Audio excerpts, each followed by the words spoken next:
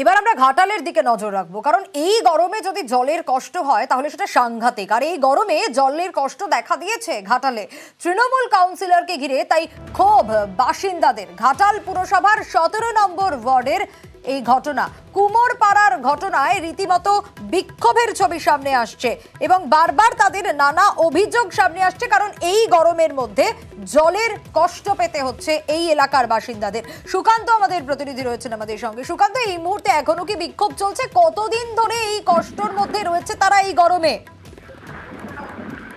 দেখো তানিয়া, বিক্ষোভ আর চলছে না, কিন্তু একটা প্রতিশ্রুতি মিলেছে যে পানীয় জল সরবরাহ করা হবে। আপাতত পৌরসভার জলের ট্যাঙ্ক দেওয়া হয়েছে জল সংগ্রহের জন্য, কিন্তু এলাকার মানুষের দাবি, অর্থাৎ ঘাটাল পৌরসভার 17 নম্বর ওয়ার্ড কুমোরপাড়া এলাকার মানুষের দাবি যে 20 দিন ধরে তারা পানীয় জলের সংকটে পড়েছেন। তাহলে যেমন তুমি বলছিলে যে তীব্র এই যে গরম, সেই গরমের সাথে একটা পানীয় জলের যে বিরাট যোগ, অর্থাৎ পানীয় জল নিয়ে চরম সমস্যায় পড়েছেন ঘাটাল পৌরসভা 17 নম্বর ওয়ার্ডের বাসিন্দারা।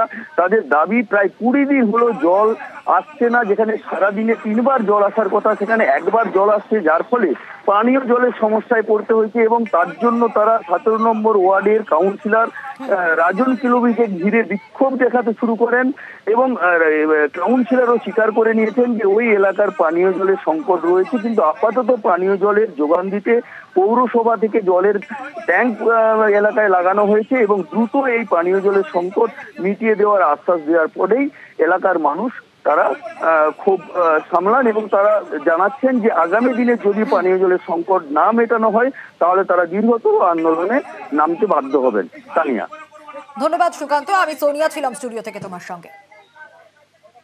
আমরা চান করতে যাই, কাচাকুচি আছে, বাড়িতে জল না থাকলে তো অনেকই অসুবিধা হয়। সেই সকালবেলা জলটা তো একদমই পাই না, সেগুলো নদীকে যেতে হয়, বাসন টাসন নিয়েও যেতে হয়। হ্যাঁ, সবাই যে জানে আনা হয়েছে, মিটিং হয়েছে, তারা বলতে দেখছি কবে হবে এখন তার ঠিক নেই, ডেট কিছু দেয়নি। আমরা না আছে ট্যাঙ্কিতে জল, না আছে খাওয়ার জল। সকালবেলা তো যে ঘুম থেকে উঠলেই আমাদের প্রত্যেক মানুষের জলের দরকার, সে সকালবেলা তো পাইনি।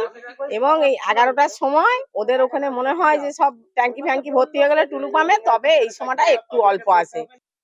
কুমারপাড়ায় জল পাইনি, এটা ঘটনাটা সত্য। বিষয়টা লক্ষ্য করার সঙ্গে সঙ্গে আমরা কন্ট্রাক্টরকে ডেকেছিলাম এবং দুটো পাড়ার অধিবাসীদেরকে নিয়ে আমরা বসেছিলাম। বসে আমাদের সমস্যাটা মিটে গেছে এবং কন্ট্রাক্টর এসেছিল, এসে তিনি দায়িত্ব নিয়েছেন 2-1 দিনের মধ্যেই সমস্যাটা সমাধান করে দেবেন। দুটো পাড়ায় জল স্বচ্ছভাবে পাবে।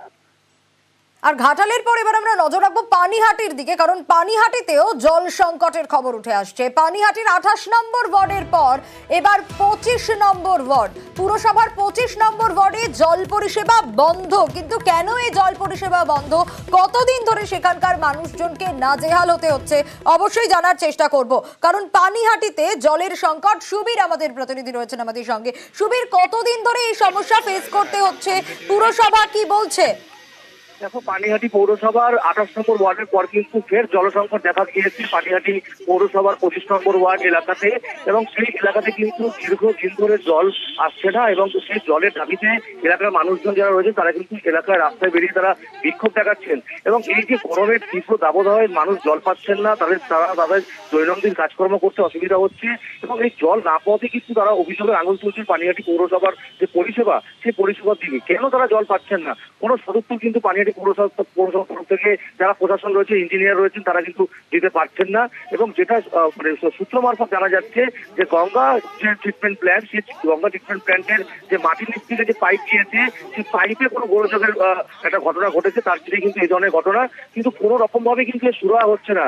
এবং এর ফলে একেবারে এই গরমে তো প্রচন্ড কষ্ট, খুব স্বাভাবিকভাবেই, কারণ তারা স্নান করতে অবধি পারছে না, যে অভিযোগগুলো উঠে আসছে। কতদিনে সমস্যাটার সমাধান হবে কিছু জানতে পারছো?